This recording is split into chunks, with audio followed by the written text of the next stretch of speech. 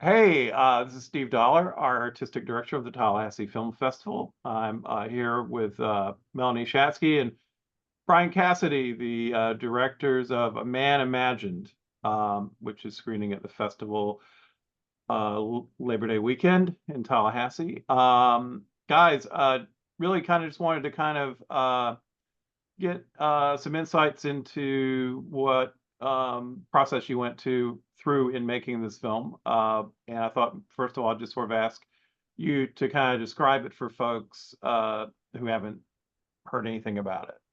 Sure. You Go want to ahead. You me? go Okay. ahead. All Yeah. right. Well, A Man Imagined is it's a film. I would say it's a kind of experimental documentary about a man who's been living on the streets of Montreal for about 4 decades, and it's kind of a hallucinatory portrait, a sensorial, immersive portrait of the way he lives his life, what it feels like to be kind of shoulder to shoulder with him as he sort of navigates the terrain, um, and difficult seasons, the depths of winter and blistering hot summers. And we really wanted to make a film that was not really about systems or looking at homelessness, as as an idea or as a um, social problem, as much as just wanting to bring viewers in more intimate contact with a person and his soul. Yeah. What was how did you meet him and how would you describe the nature of the collaboration? Like how did that work? How did you all work together in this? Well, we first started, we thought that we would make a film about um, several people experiencing homelessness. So we approached the National Film Board with this idea and began volunteering at a homeless shelter in Montreal. And we were there for about a year, meeting various people, getting to know their stories. Met some really interesting people. Kind of at the 1 year mark, we met Lloyd and we thought, oh no, this film needs to be singularly about this man. He just had a very, very, I don't know, specific aura about him. He had a quietness that was, I don't know, very intriguing, very sort of soothing. There was something about Mhm. him that was very soothing. He also wanted to participate, like he sought us out when he saw us with the camera. I would say that he is an artist by nature. Um, There's and a sense with Lloyd, and this was what we were looking for a protagonist of our film, is someone for whom there's a considerable amount of pathos and melancholy surrounding him, but as importantly, we see him as a very capable person, and we see him as someone who is a real survivor and like actively living his life. And that active force within him was a big part of this collaboration between the three of us. And we do use the word collaboration because it's very much what it was. Um, we don't consider ourselves traditional documentarians or purists in that cinema verite mode. We So it's not uncommon for us to transpose one of his experiences onto an environment that resonates with the truth of how he lives, but one that is Mhm. perhaps has richer cinematic potential, has things like is the light better here? Is this a more distilled um, version of his own life? Right. And so we were location scouting, we were finding places, and then working with Lloyd. It was not uncommon for us to do numerous takes of the same scene. You Mhm. know, put the cigarette up to your mouth, hold it a little longer. I missed the shot. Let's do it again. And that sort of building the film scene by scene, moment by moment Mhm. together, um, meant that Lloyd was very much opting in and an active participant in the Yeah. creation of the movie. I mean, correct me if I'm wrong, but you guys there's like a background in portraiture, or certainly the idea of portraiture comes through, and just the way light is used and some of the scenes are set up. You kind of have there's kind of an aesthetic which I guess argues that, like visual beauty is not contradictory with despair, Suffering. social, sad social circumstances. And but some people would say that that's a contradiction.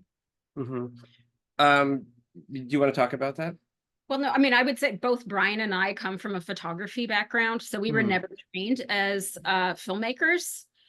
So we come from the point of images. How can images tell stories? That's why our films are not so narrative.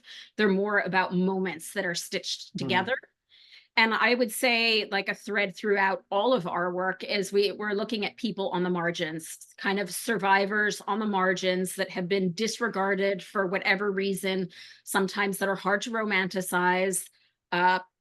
People who, I don't know, like in Lloyd's case, for example, a lot of people cross the street when they see him because they're afraid of him.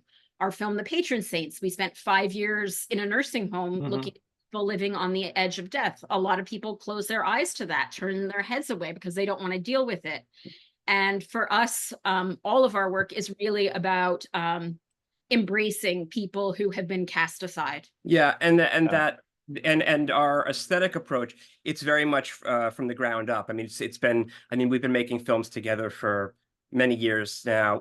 Before that, we were photographers. And so it's not like there's this sort of aesthetic overlay on top of experience. We're really sort of meeting people at a place where our way of seeing, dovetails with their way of living. Yeah. And I also would say that if images at times look beautiful or painterly, why not? Why shouldn't someone be dignified and elevated to a level in which it's beautiful to look at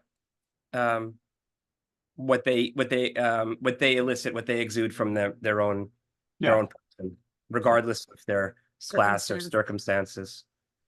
What did Lloyd think of the end product? He loved it. Yeah. He was especially taken with the close-up shots of his own striking blue eyes. We got the sense that he's been told in the past that he has beautiful eyes. So I think he knows it, and but he really did like that. But he was very taken with the film, and just like anyone, as you could imagine, who's never participated in the making of a movie before, it's strange, but strange in a good way. He was kind of like, he thought it was kind of fascinating, like oddly fascinating to see himself recontextualized. I think he loved the close attention to himself. He's changed from his family. He's been in institutions all of his life, and it's more been sort of institutional care. But he liked the more sort of personal touches, even like putting a lav on him. He wouldn't flinch at all, but I could tell that he just liked the sort of gentle caretaking. Or when we would ask him questions about his life, he just sort of appreciated being listened to, that sort of deep listening that maybe he doesn't get that much in his life. So he felt sort of, just taken care of. And that level of, it was very striking the way he was able to allow me with the camera to be very close in his personal space, and he could just look right through it. It wasn't something that he wanted to move away from. It was, and it's a rare person, I think, that can let you in with that level of sort of transparency and trust. And so I do think it was, for him, there was something about that attention being paid in our particular circumstances in the relationship we built with him, that it was kind of a beautiful dance, the process in the film. And it was very intimate, just the three of us. There was no crew around. He felt very comfortable in that. Just on 2 occasions, some night scenes, we had someone helping with the lights. But other than that, it was the 3 of us the entire time. Which made for a very nice relationship, a very nice rapport. What's happening with the film now? I mean, I know you premiered in Rotterdam, which is pretty prestigious. And I don't know how many festivals you played at, but since it's a Canadian production, is it destined for public television, or you more official kind of theatrical release? Well, it's been so far. It's been having a pretty interesting international festival run too. It's played in Bangkok in Thailand. It was in Guanajuato, Mexico. It was at Doxa in Vancouver. Then we have a few festivals coming up that we can't yet mention. Oh yeah. yeah interesting places abroad that we can't mention, but are quite nice. For the film, and it will eventually be on available for streaming on the National Film Board of Canada's website, fb.ca. And we're trying to figure it out. We're in collaboration with a distributor in the US to maybe do a small run. It's a little early to say. Yeah, it's early to be right. But we'd like a little something to happen stateside, and then within the major cities in Canada. And then the streaming. That's great. As far as we can see into the future for now. But we're very happy with what's been happening with it. It's yeah. That's great. Well, I'm gonna stop the recording, but stay on the line. Anyway, thanks. It's great to have you in the festival, and thanks for taking some time to talk about the film. Yeah, thanks Thank to you and you. the festival. We're delighted to participate. Great.